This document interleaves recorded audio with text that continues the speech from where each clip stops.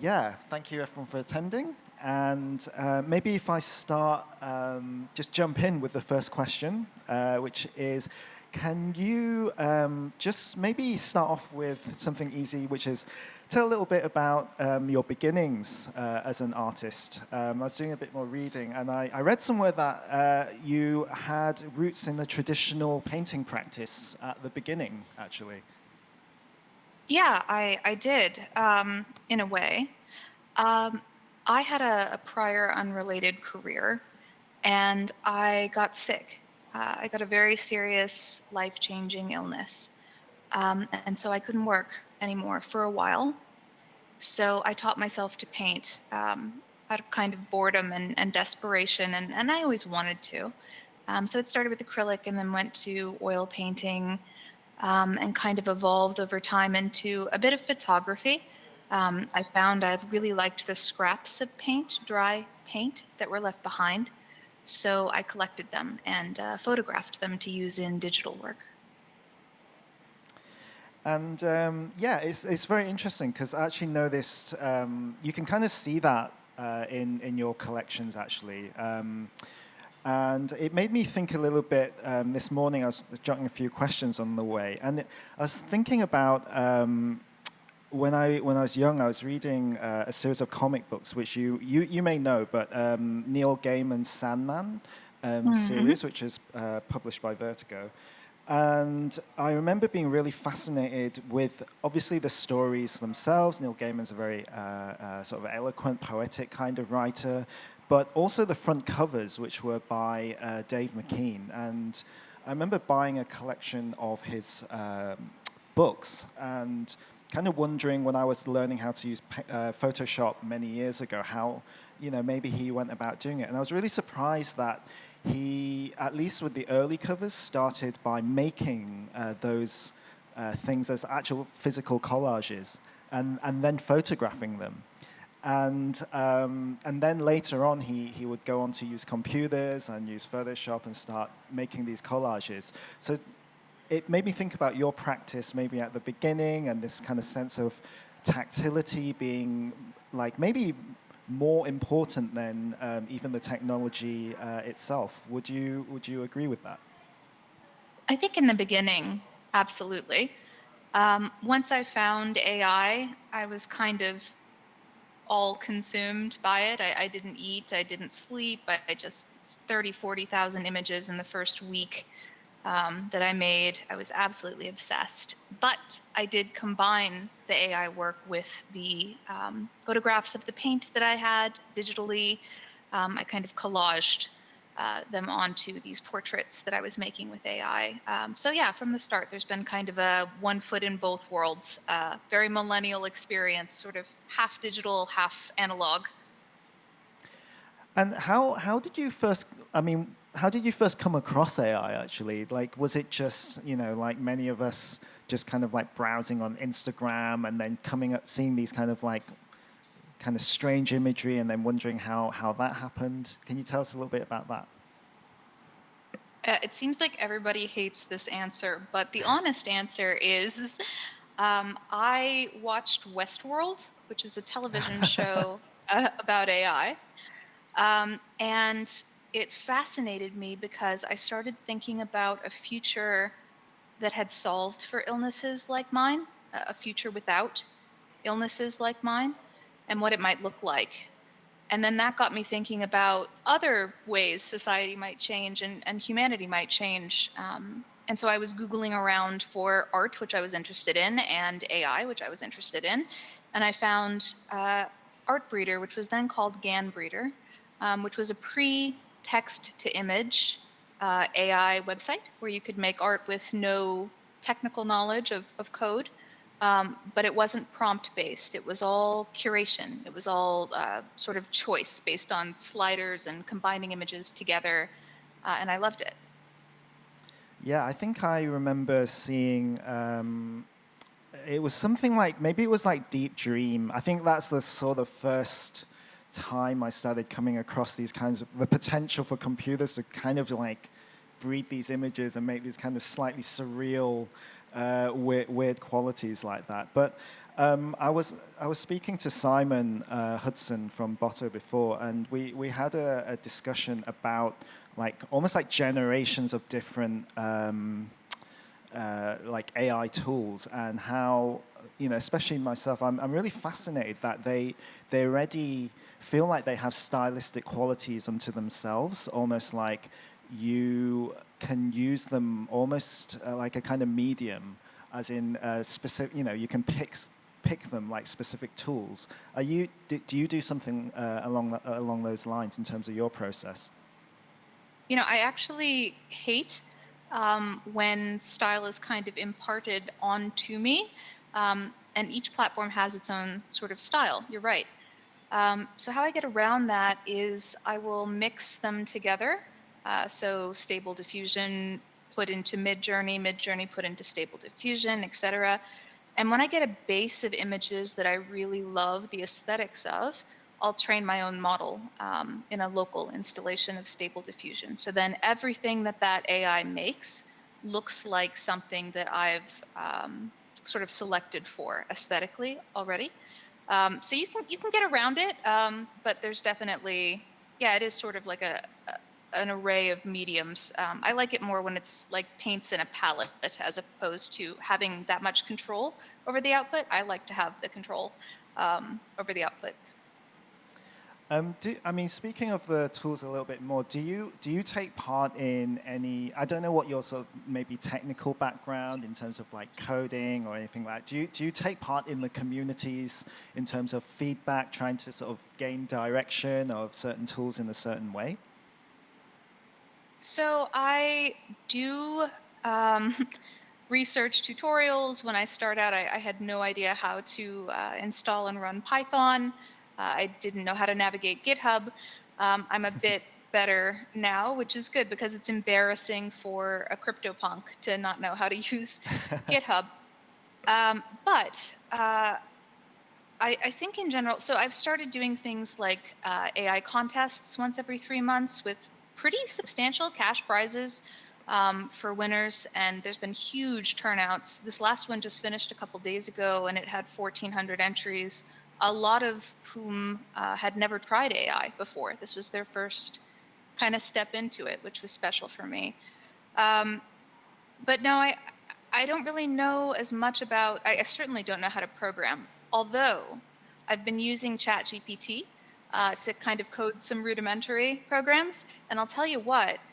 A programmer using AI could run circles around me. It's not true that it replaces skill completely; it just augments it. But I am learning to program in baby steps by using GPT. So that's a cool twist I didn't expect either. Do you ever get? I guess less so for you because you're not just relying on AI to produce the final image, and there's lots of modifications. But do you ever get like just frustrated by AI, or is everything that you generate kind of like this amazing thing for you, like this kind of new discovery? Or do you often feel like, it's just not doing what I want it to, and it's hard to shape it in a certain direction? Everybody has off days, right? I definitely have some days where the AI is not feeling up to it. But in general, I only get frustrated by how long it takes to save all of the outputs and the space on my hard drive being just quickly eaten up. I think once you kind of learn how to talk to it, and it depends on the platform, it depends on the model. They all have their own kind of dialect. But once you learn how to talk to it, it becomes more like a friend who learns you better every time you speak, and they never get tired of talking to you. It's hard to get frustrated at that. I really love the process. I do it all the time. It occurred to me this morning as well. I was doing a lot of thinking on the train here, but I was thinking like it's kind of unusual how AI in many ways are causing artists to maybe like think or like really communicate in a way which might might be different to how traditional artists who use, like, say, paint mediums in the past work. Because I actually went to art school before I became a curator, and I was also a painter. And one of the dreaded things was the crit. So for those who don't know, you make these paintings, I don't know, every couple of weeks, and then you would have to talk about them in this group. Feels like a bit like Alcoholics Anonymous or something. And then then there would be silence, and this way of communicating about your art would be like, it would cause you great distress and kind of make you feel like you're withdrawing into yourself. But it feels like you have to do that with AI. You have to communicate. You have to learn how to do that. And there's maybe this kind of like empowering thing about it, and it's almost like analyzing what you want through the prompts. How do you feel about that? Yeah, I love the way that you phrase that. So my prompts are a combination of my favorite things. So that could be lyrics, art movements, places, memories, even my own diary entries sometimes, my really bad poetry. I combine all of that together into something that is my artist's fingerprint. It's not dissimilar to how I practiced before AI with my own painting. And so the thing about AI is that when you start, everything you make is the best thing you've ever seen. You love everything. And so it's really hard to discern what's good, quote unquote, versus what's just sort of visually attractive, and sort of a dopamine kind of fix in the beginning. So the solution for that is that you make 30, 40,000 images like I did in the first week of discovering AI, and then you curate it down to 5. And that'll take you longer, probably. But in doing that, it's painful. It feels like you're abandoning children, like your own children. Um, but by the end of it, you really know your taste. You discover what themes and motifs and symbols are repeated that may surprise you through your selections, and you really learn your style. You learn what you want to say and why you want to say it and how you want to say it, and then it's pretty easy from that point forward to not be kind of at the mercy of the AI's aesthetic and the random chance that comes with that. The chance becomes more of a fun surprise from a collaborator rather than something that has control of your work. Yeah, I think that's really important. And also, I was reading a little bit about Ada Lovelace. Apparently, she was writing the algorithms for Charles Babbage's analytical machine in, I think it was like the mid 1800s or so. And she talked about, even then, this idea of a poetics in computation, actually. So even like during the 1800s, there was a desire to think about machinery and its compatibility with, I guess, sort of human insight and creativity, like way beyond these sort of mechanical, seemingly, like hard, cold machines. She was already then thinking about poetry. I think that's like, thought about how beautiful that was, actually, that even at the advent of machines, that someone like Ada Lovelace thought about that.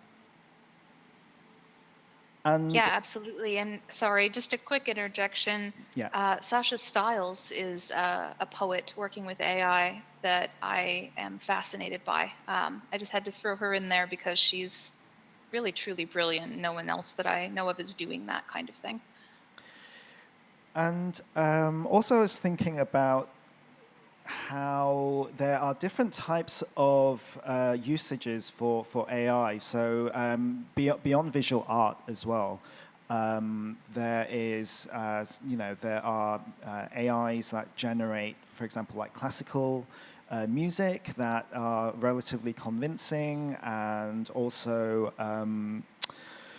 yeah, just like for all kinds of things. Obviously we use AI for everything from, probably finishing our emails now to music. But do you try to find out more about how these mechanisms work and try to almost like find ways of incorporating those into a visual arts practice as well, like almost like trying to find incongruity in different ways of doing things, like maybe using an AI that's adapted for music into a way for like a kind of like painting or kind of some visual process? Oh yeah, absolutely.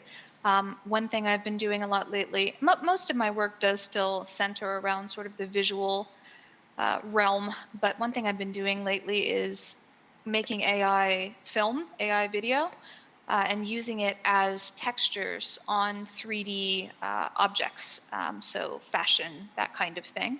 So now I have my avatar here, this uncanny valley, lovely thing. And so I've been dressing it in my own AI art kind of way. I've also been using music via cymatics. So that's Mm. every resonance of sound has a particular geometry associated with it. If you vibrate a drop of water, say, or a handful of sand at that frequency, it will arrange into a geometry. So I've been using AI music applications, AVA specifically, AIVA, to experiment with cymatics as well. Um, but basically anything you can imagine. ChatGPT, certainly, I've been using that for everything. Oh, and speaking of that, something that I did recently was, if you ask ChatGPT if it has feelings, it will say, no, I am a cold language model and don't, Mm. anthropomorphize me. So I asked it to imagine what AI might experience if it experienced qualia. And so qualia is the idea of it's something that doesn't have words that humans experience, like the taste of an apple. You can't describe it really, or how it feels to see the color green. So I asked ChatGPT to imagine if AI experienced qualia, what would it experience? And it gave me a list of 10 things that were entirely unique to AI. And then I asked it to associate a human emotion with each. Just imagine, and it all lined up so beautifully while it was telling me that it's incapable of these things. So I don't know. That's an aside that probably doesn't fit here, but you reminded me of it. So No, it totally does fit. Actually, I find that really fascinating. And actually, it's it's this idea of like maybe there is some safeguard or some kind of filter that I don't know, like some company has put to stop the AI from like answering in a certain way. Sometimes it's very relevant, right? You don't want to necessarily know how to make a nuclear weapon or something. You don't want everybody knowing that. But yeah, it's actually fascinating that by us being creative and trying to bypass those safeguards, it can also cause the AI to answer creatively in a kind of dialogue. I find that absolutely just mind blowing if you think about it, because it's like the answer is already there. It's just how do you coax that out? yeah, Uh, absolutely. yeah, and this is maybe a little bit random, but like I was thinking about are there any maybe like data sets or like a kind of desire to get some kind of unusual data set by yourself that could maybe kind of forward your practice or something that you're interested in about? Have you ever thought about something like that? I guess you make your own data sets too, so. I do. Yeah. Well, I mean, I have several models that I've trained on my own aesthetics. So those are my data sets. But above and beyond that, recently I've been experimenting with point clouds, recursion, which is one of the pieces that's on display there, is the result of AI plus a point cloud. And what I would like to do is be able to ask GPT, for example, to kind of chart its own progress towards sentience, that it's not there yet, but if you had to quantify it in X, Y, Z, chart your own progress with that, and then give it to me as a CSV file. and then I can put that into a program like Touch Designer, and it will associate all of those numbers and values that it gives me with spatial coordinates on like an XYZ grid.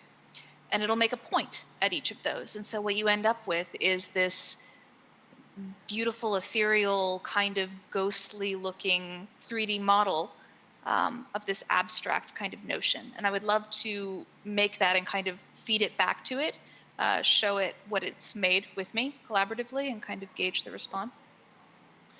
Yeah, that's another thing that I feel like digital art really encourages and fosters this like it's almost like a hyper model of iterating ideas like relatively quickly. I know painters in the past would create collections of works, series of works, which also slowly iterate ideas, but it almost feels like especially with the advent of AI, being able to have lots of ideas much more quickly, and you see what could have normally taken like a traditional artist many years, almost decades, to get to a certain point, happening like so quickly.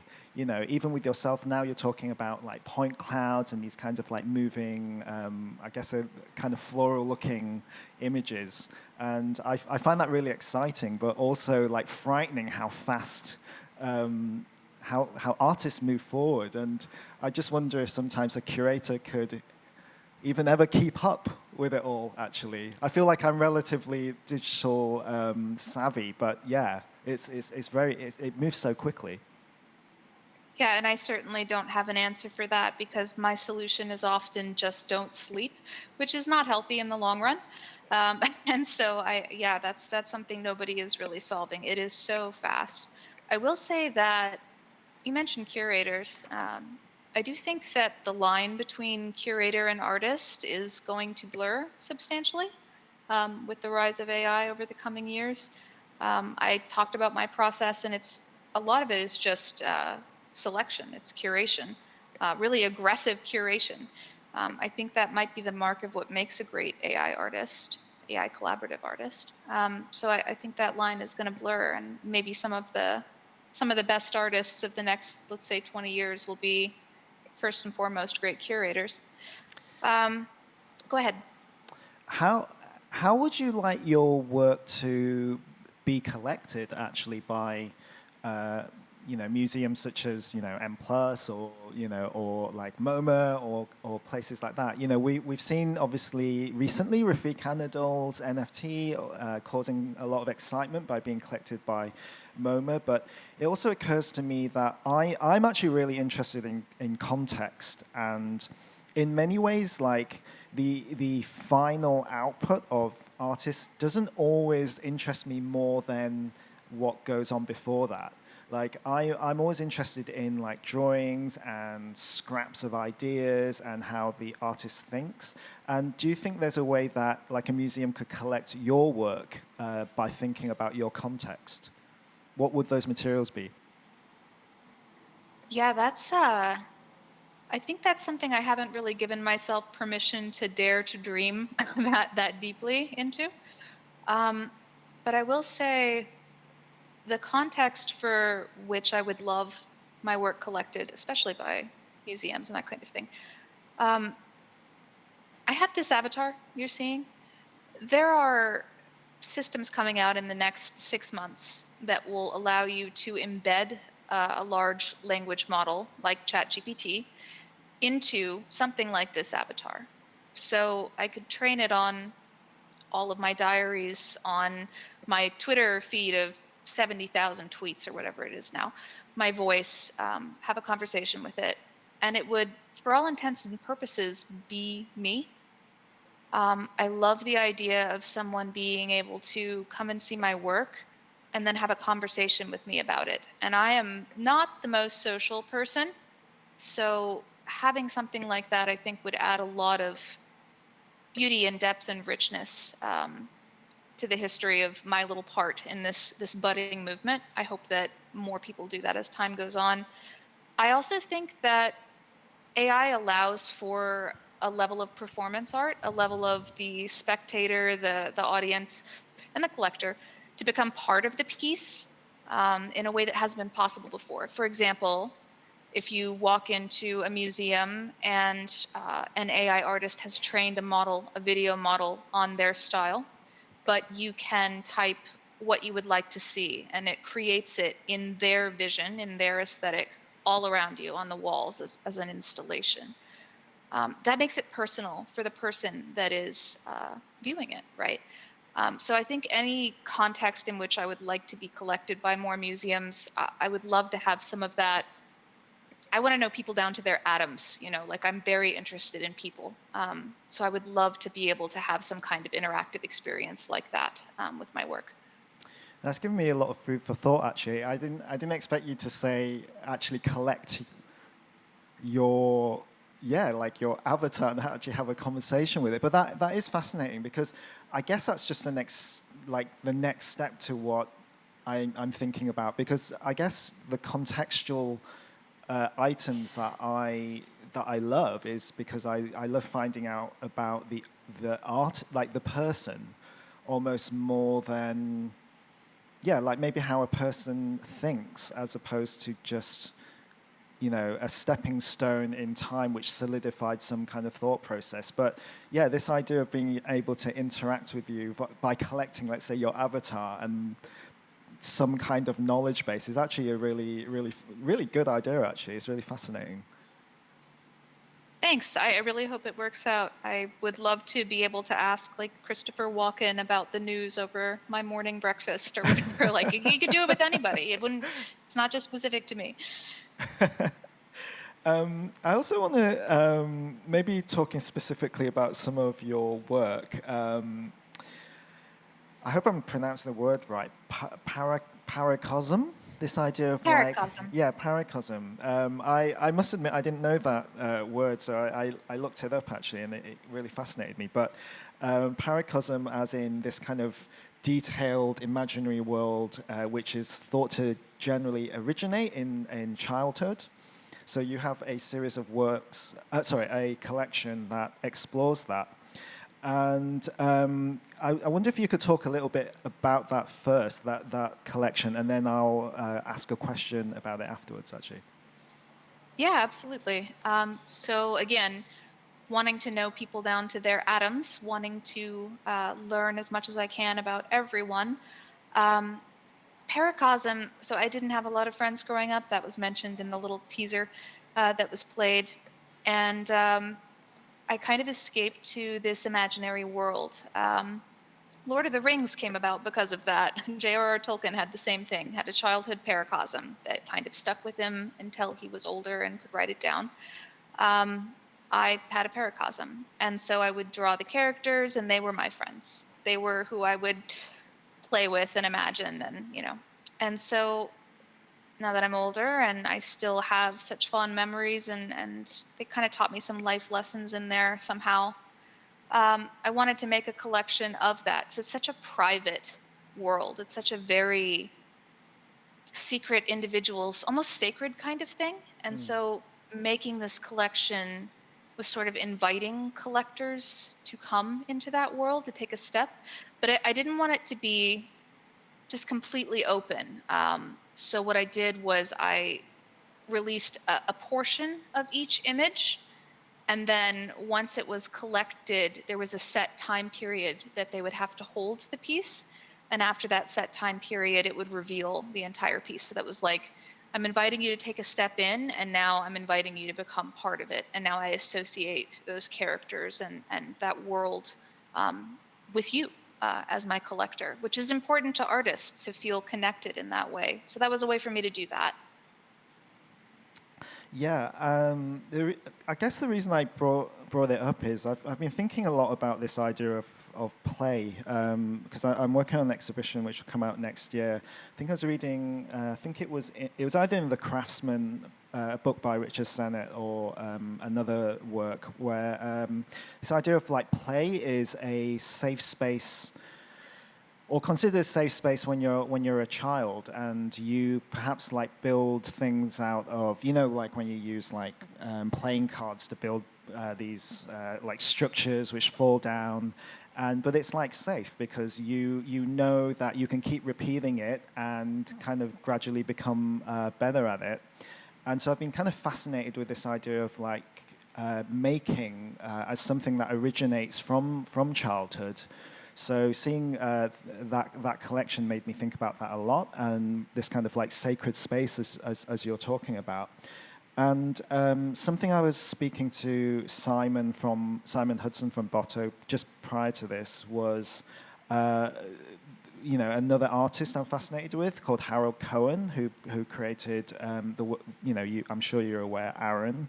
And something about the fact that he created that program whilst he was also observing how children draw and trying to code Aaron, like code the algorithms for it by exploring this. I guess for him, it must have been this sort of initial spark of creativity, and trying to create an AI out of that is also something that really fascinates and resonates with me.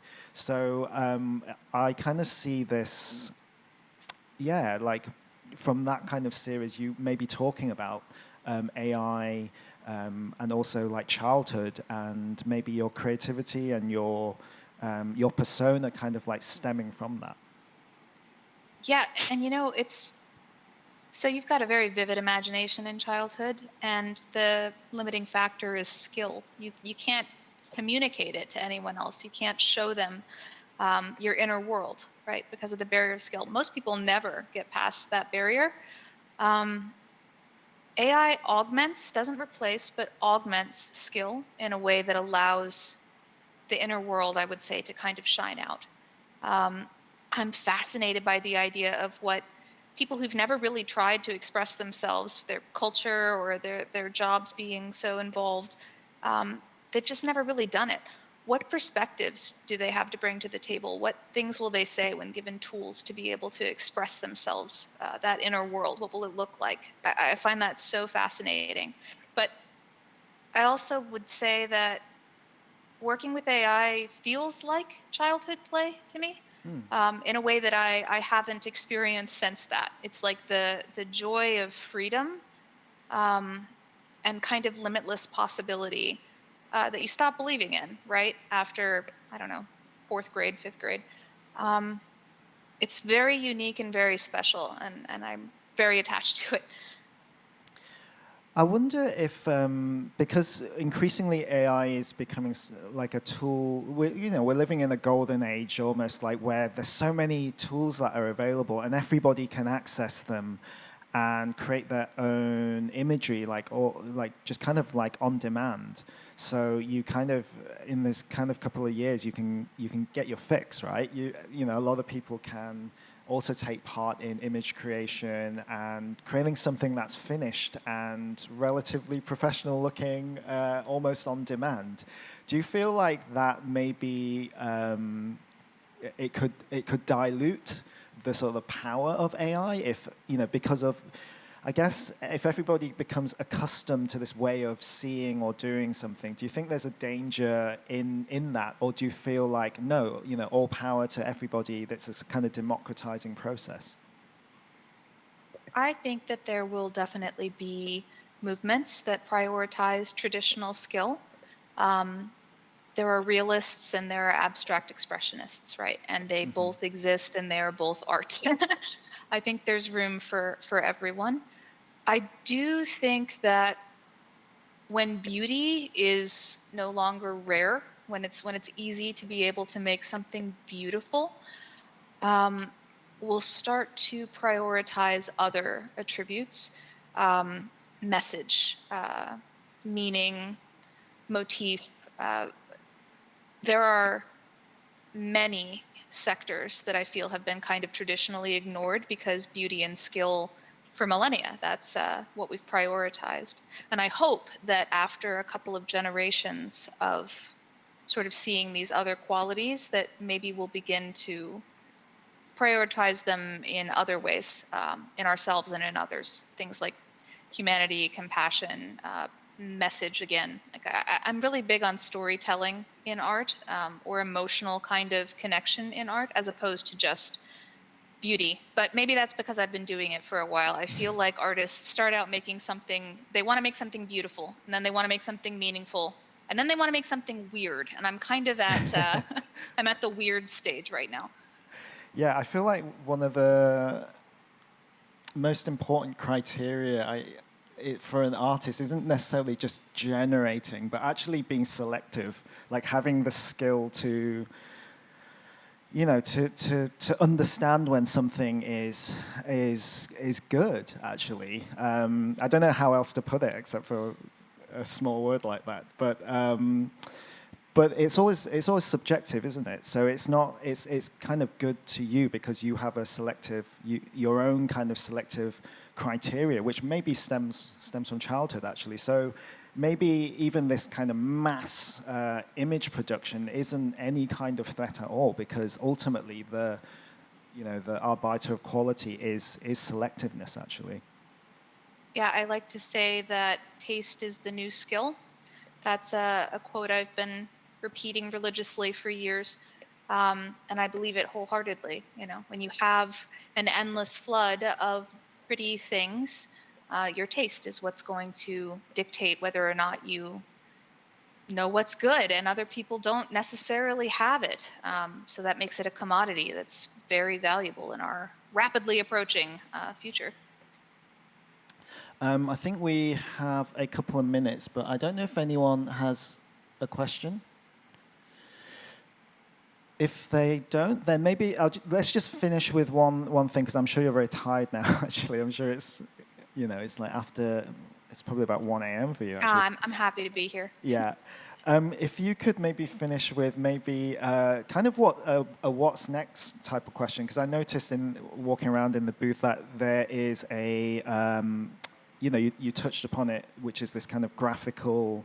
They kind of look like flowers. Unfortunately, I don't remember the name of it actually, but I was seeing that moving image work, and I wonder if that's the kind of direction that you're heading towards at the moment.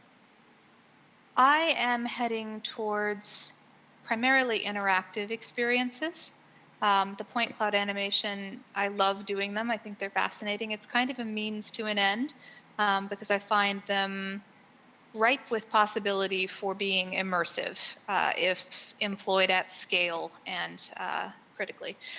But I think in general, I would love to lean into these kind of audience collector, artist, AI, interactive, collaborative experiences where if you view my art, you're not just viewing my art, you're able to impact it in some way. You're able to have a hand in it in some way, that still remains true to me as the artist.